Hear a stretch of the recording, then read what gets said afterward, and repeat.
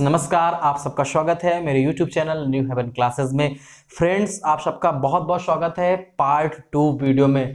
पिछली वीडियो में आर्टिकल के मैंने बताया था कि आर्टिकल किसे कहते हैं, आर्टिकल है क्या, जो आपके डाउट से आर्टिकल को लेकर के मन में भ्रांतियां थी, उन सभी भ्रांतियों को दूर किया मैंने पिछले वीडियो में। और इस वीडियो में मैंने आपसे बोला था कि आपको एग्जाम्पल के बारे में बताऊंगा, तो आज आपको बताऊंगा कि जो आर्टिकल से रिलेटेड क्वेश्चंस हैं वो बोर्ड एग्जाम में किस तरीके से पूछे जाएंगे और किस तरीके से आपको उनका जवाब देना है। तो बने रहिएगा हमारे वीडियो के साथ अंत तक।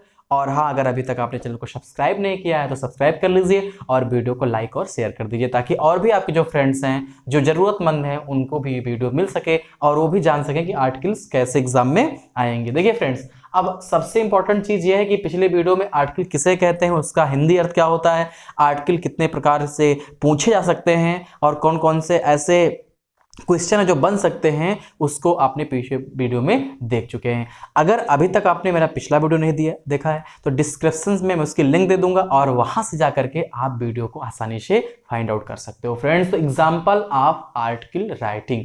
अब देखिए, एग्जाम्पल ऑफ आर्टिकल राइटिंग में होता क्या है कि जैसे मैंने पिछले वीडियो में आपको बताया था कि मिनी एस्से इसे हम लोग कह सकते हैं।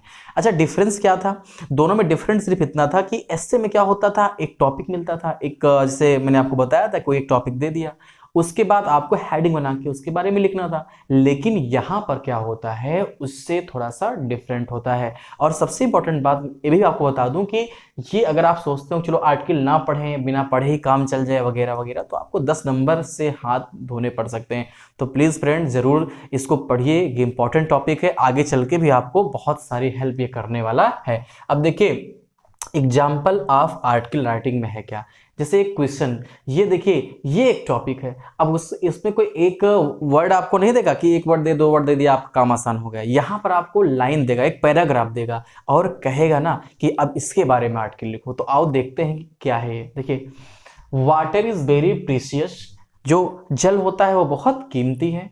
सम scientist even go to the extend of saying that the third world war may be fought on the issue of water. बहुत सारे वैज्ञानिक ये कहते हैं कि जो तीसरा विश्व युद्ध है वो किस इशू पे लड़ा जाएगा, जल के इशू पे लड़ा जाएगा। और इस वीडियो के माध्यम से मैं आप सभी फ्रेंड को बताना चाहूंगा, जितने लोग इस वीडियो को देख रहे हैं फ्रेंड्स, जल का संरक्षण जरूर करिए, जितना उपयोग हो जल का उतना उपयोग करिए, बेवजह जल को बर्बाद मत करिए, क्योंकि आने वाले समय में जिस दिन जल का संकट उत्पन्न होगा उस दिन हम लोग बहुत मुसीबत में पड़ जाएंगे। और अभी बहुत सारे ऐसे स्थान है फ्रेंड्स जहां पर पीने का पानी आसानी से उपलब्ध नहीं हो पाता है। तो उन लोगों से पूछिए, उन लोगों के बारे में सोचिए जिनको जल आसानी से नहीं मिलता है। हमें आपको मिलता है तो हम लोग उसका मिसयूज करते हैं। तो इस वीडियो के माध्यम से आप सब लोग, जल ही जीवन है, इस स्लोगन के साथ जल को जरूर बचाइए और इस वीडियो को शेयर करें ताकि और लोगों को भी इस जानकारी को पाने में आसानी हो सके।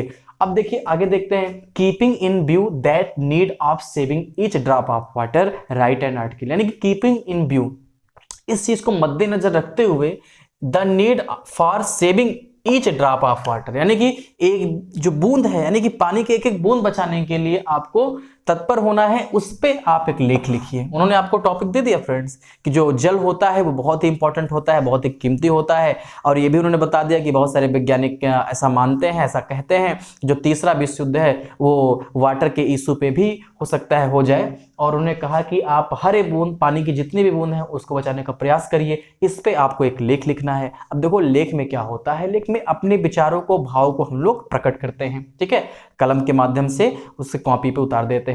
तो यहां पर सबसे इंपॉर्टेंट बात क्या है कि हमारे पास शब्दकोश होना बहुत जरूरी है और तर्क संगत बातों को हमको लिखना है। कोई ऐसे नहीं है कि आप जो पाइए, जो मर्जी हो आप लाके लिख दीजिए, ठीक है। तो इसमें 3 हेडिंग आप बनाएंगे। इंट्रोडक्शन, हेडिंग लिखना नहीं, केवल आपको अपने मन में बनाना है। तो हेडिंग में क्या, कुछ चीजें आप इसमें से ले लेंगे, कुछ चीजें अपने मन से वहां पर उतार देंगे। जैसे हेडिंग में आप लिख सकते हो कि हमारे जीवन में बहुत सारी चीजें उपयोगी होती हैं। There are many things which is very important for our life as water and some other things, but water is very precious in this world and if we say water, तो ढेर सारी चीज़ों को आप कहाँ लिखेंगे, इंट्रोडक्शन लिखेंगे, परिचय, कि हमारे जीवन में बहुत सारी चीज़ें उपयोगी हैं और उनमें से जल एक है, हमें जल का संरक्षण करना चाहिए, जल बहुत ही इंपॉर्टेंट होता है। मेन बॉडी क्या है, मेन बॉडी में आप लिखेंगे कि जैसे हम में से बहुत सारे लोग जल का मिसयूज करते हैं, जितना जरूरत होती है उससे ज़्यादा जो है वाटर को वेस्ट करते हैं, तो उतना वाटर जितना जरूरत हो आपको उतना ही यूज करिए, उससे वेस्ट मत करिए, ठीक है। बहुत सारे वैज्ञानिक ऐसा मानते हैं कि अगर जल का संकट ऐसे ही बढ़ता रहा तो आने वाले समय में जल की वजह से ही युद्ध हो सकता है। तो ये चीजें लिखेंगे, फिर कंक्लूजन लिखेंगे कि हमें और आप सबको मिल करके इसके खिलाफ एक मुहिम चलानी चाहिए कि जल को वेस्ट नहीं करना चाहिए। तो ये सारी चीज़ों को आप लिखेंगे। और अगर आप चाहेंगे फ्रेंड्स तो जो इंपॉर्टेंट टॉपिक है जिसकी संभावनाएं बोर्ड एग्जाम में ज़्यादा है कि हाँ इस टॉपिक पे आर्टिकल आ सकता है, तो मैं उसका एक सेपरेट वीडियो बना दूंगा हर टॉपिक पे, और उसको आपको लिखवा भी दूंगा कि आर्टिकल लिखे कैसे जाते हैं। लेकिन आप जरूर कमेंट करके बताइएगा अगर आप चाहते हैं कि वैसा किया जाए, ठीक। अब देखिए सबसे पहले एक सीधा सीधा इसका मतलब क्या है कि the need for saving each drop of water, जो ये चीजें मैंने लिखी उसका सीधा मतलब क्या है, द नीड फॉर सेविंग, कि हमें आवश्यकता है बचाने की, पानी की बूंद बूंद बचाने की हमें आवश्यकता है। तो एक तरीके से ये आपका आर्टिकल आ सकता है।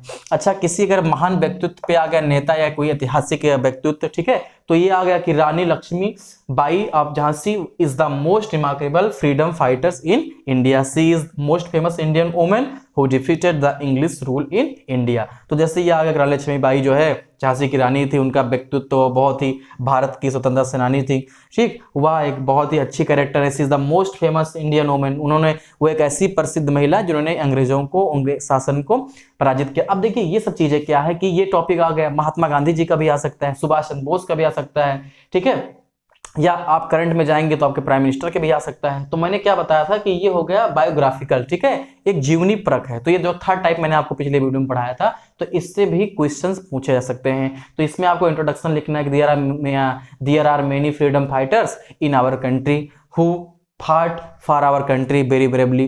तो वो परिचय आपको देना है कि हमारे देश में बहुत सारे स्वतंत्रता सेनानी हुए, उन्होंने हमारे देश के लिए बहुत सारा संघर्ष किया, आज़ादी के लिए बहुत कुछ किया। 3-4 आपको नाम लिख देने हैं, उसके बाद आपको लिखना है कि Rani Lakshmibai is one of the main, ठीक है, कैरेक्टर।